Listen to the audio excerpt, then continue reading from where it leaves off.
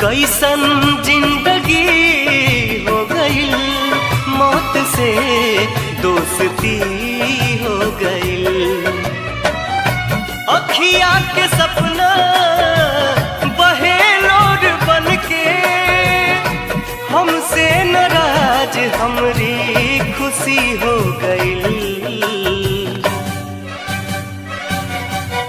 ई कैसन जिंदगी हो गईल।